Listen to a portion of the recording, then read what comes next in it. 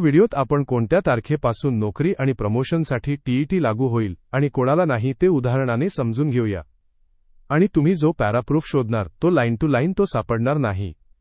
ही गोष्ट लक्षात घ्या, जर तुम्हाला शोधायचे असेल मग स्वतः शोधावे लागेल तरच सापडेल, अन्यथा नाही. कारण मुद्दा क्रमांक हा दुसऱ्या पेजवर पण थोडे विस्तृत असते म्हणून. टीईटी नियमांचा प्रवास. प्रथम 3 सप्टेंबर 2001 पूर्वी नियुक्त शिक्षक. जर शिक्षक 3 सप्टेंबर 2001 पूर्वी नियुक्त झाला असेल तर त्याला नोकरीसाठी टीईटी लागू नाही. पण प्रमोशन घ्यायचं असेल तर टीईटी पास करावा लागेल. Proof para 168. Only those appointed prior to 3 September 2001 वर एक्झेम्प्टेड. 23 ऑगस्ट 2010 पहिली अधिसूचना. हा मुद्दा थोडा किचकट आहे. इथे गोंधळ होतो. 2010 मध्ये एनसीटीईने नोटिफिकेशन काढली आणि सांगितलं इयत्ता 1 ते 8वी साठी शिकवणाऱ्या शिक्षकांसाठी टीईटी पास करणे बंधनकारक आहे. Proof para 166. NCTE issued a notification dated 23 August 2010 laying down that passing the TET is a mandatory condition for appointment of teachers in classes 1 to 8. म्हणजे 2010 पासून नवनियुक्त शिक्षकांना टीईटी लागणार. पण प्रमोशनबाबत स्पष्ट उल्लेख इथे नव्हता. म्हणूनच नंतर 2011 सुधारित नोटिफिकेशन काढावी लागली. आता हेच उदाहरणाने समजून घ्या. पहिला शिक्षक ए नियुक्ती तारीख 1 जानेवारी 2010 23 ऑगस्ट 2010 पूर्वी. त्याला नोकरीसाठी टीईटी लागत नाही.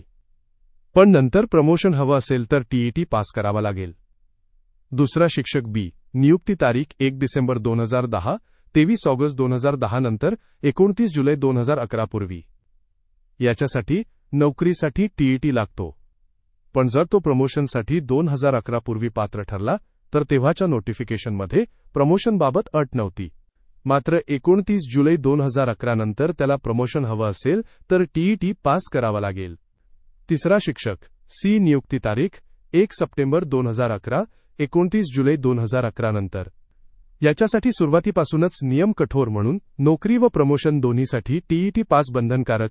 29 जुलै 2011 सुधारित अधिसूचना. इथून हा कळीचा टप्पा असे समजून घ्यावे. आता मात्र स्पष्ट झालं, नियुक्ती व प्रमोशन दोन्हीसाठी टीईटी बंधनकारक आहे. Proof para 166. Letter amended by notification dated 29 जुलै 2011. याला मागच्या तारखेला सूट नाही. Para 178. Cannot be applied retrospectively. 31 मार्च 2015 पर्यंत नियुक्त झालेले शिक्षक. जर शिक्षक 2015 पर्यंत नियुक्त झाले पण टीईटी पास नसेल तर त्यांना 2019 पर्यंतची मुदत देण्यात आली होती. Proof para 167. Extended this compliance period till 2019. 5 वर्ष सेवा शिल्लक नियम. Supreme Court judgment 2025. हा नियम थोडा कठोर आहे. जर सेवा 5 वर्षांपेक्षा कमी बाकी असेल टीईटी शिवाय नोकरी चालेल पण प्रमोशन नाही. जर सेवा 5 वर्षांपेक्षा जास्त बाकी असेल 2 वर्षांच्या आत टीईटी पास करावा लागेल. नाहीतर नोकरी कंपल्सरी रिटायरमेंट. Proof para 217.